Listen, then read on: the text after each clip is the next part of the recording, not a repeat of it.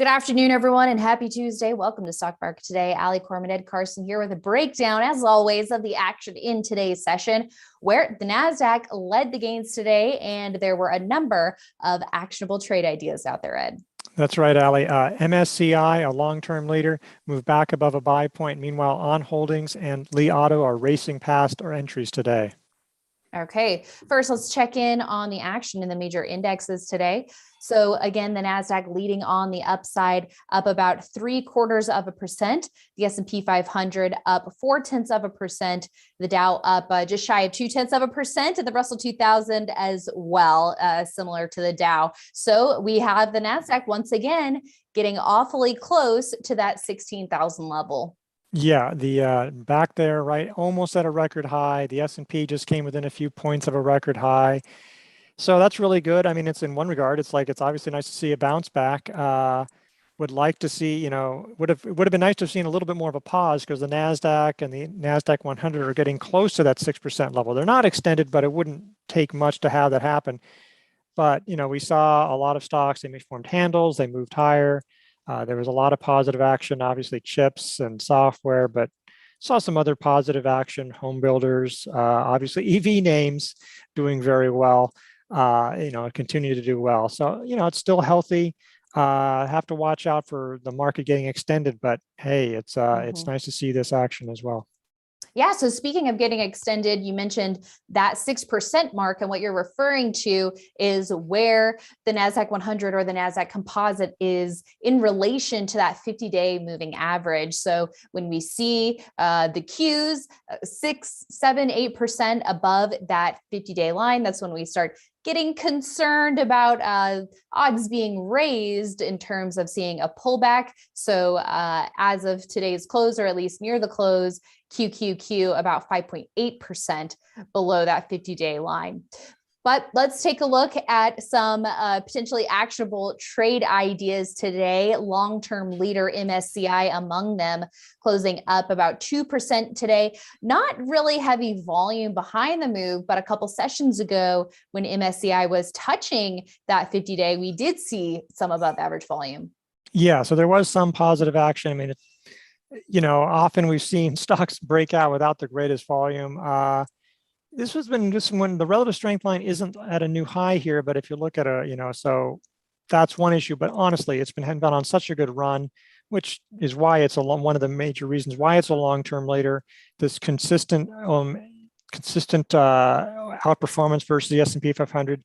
See the strong growth rate over time. You see the stability rate lower is better, or very stable. And, this one just churns out. These, they're best known for these indexes that then others will pay them to use for ETFs or for mutual funds. And, that's just a great performance. And that's how it's out. That blue line's been, every time it's rising, that means it's outperforming the S&P 500. And, the S&P's had a pretty good stretch over that time. So to beat that by that amount, that's really impressive. And so while you're not going to get this wow moments, you're not going to get these 20% days, but you're going to have consistent performance with long-term leaders, and this has done really well. Yeah, and we often see these long-term leaders, since they're not those screamers, those high-octane growth stocks, they do trade around their 10-week moving averages quite a bit. So buying them when they are close to the 10-week line is a strategy that we like to use. And with a gain of about 3.5% this week, MSCI is just about 5% above that 10-week line. So not all too far from that key level.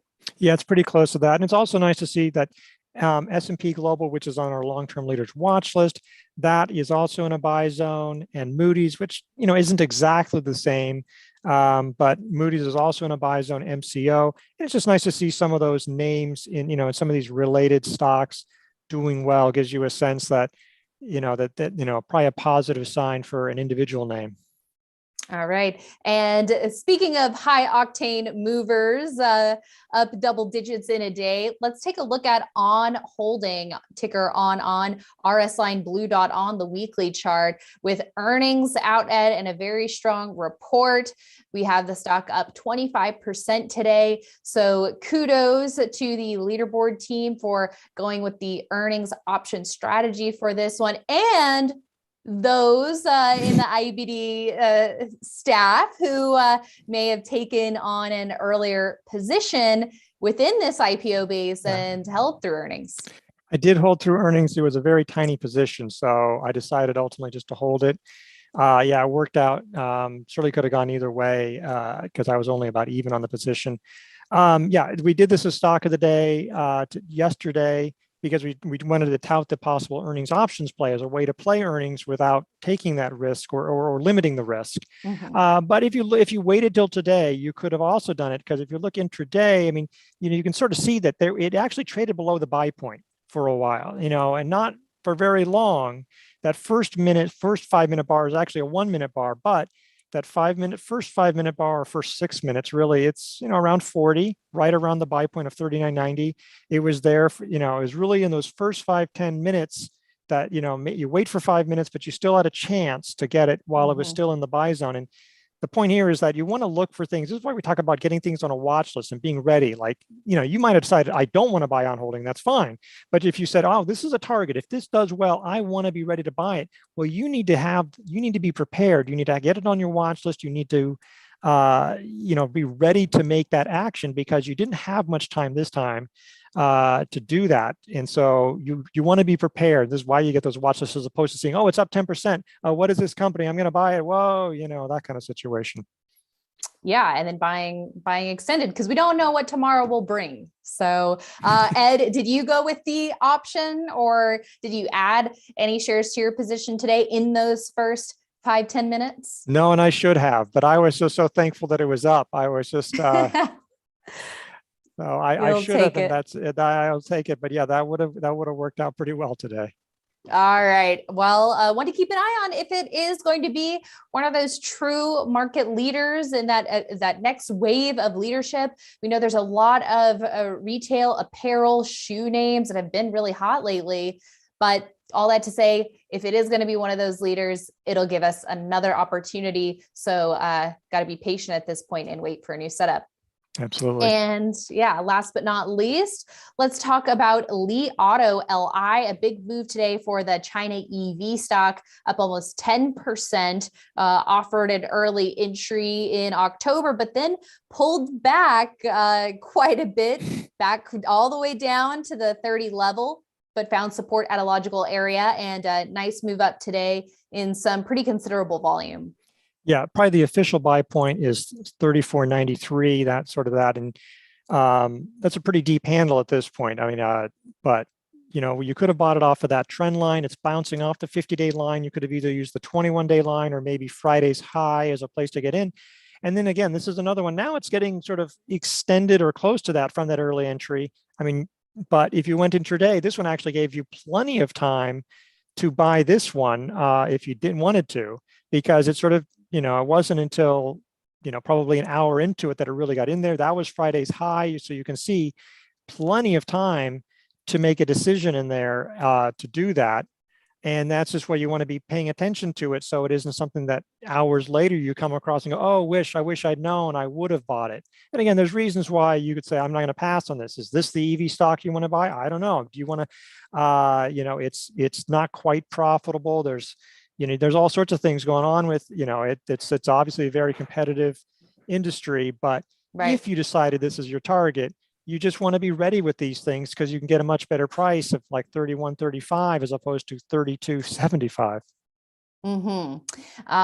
Well, just like we talked about, looking at the group peers with MSCI performing well, and same with On Holdings, that group also doing well. Same with EVs, a lot of EV stocks, as you said, to choose from and to do further research on and make the determination of which one, if any, you want to get some exposure to. Yeah, and it's just like that group is now, the auto group is number 6. Obviously, Tesla's a huge weight in that, but Rivian, gosh, I mean, I don't know, that's enormous. They're all running, it seems like right now. So it's that one has more than doubled from its IPO price. It's just amazing how much that has moved. Third most valuable company in the auto industry already. And they've probably rolled out 100 vehicles. So it's an amazing world, and you just have to know, you can, this one you want to wait on. When we talk about things, there's this one we don't know where it can go. Sometimes stocks will go on these runs and then they will plunge and never see them again, or they'll plunge for months. So wait for an IPO based on something like this. Yeah, it's only been a couple days. So let's see. Let's just wait a couple more and see what happens.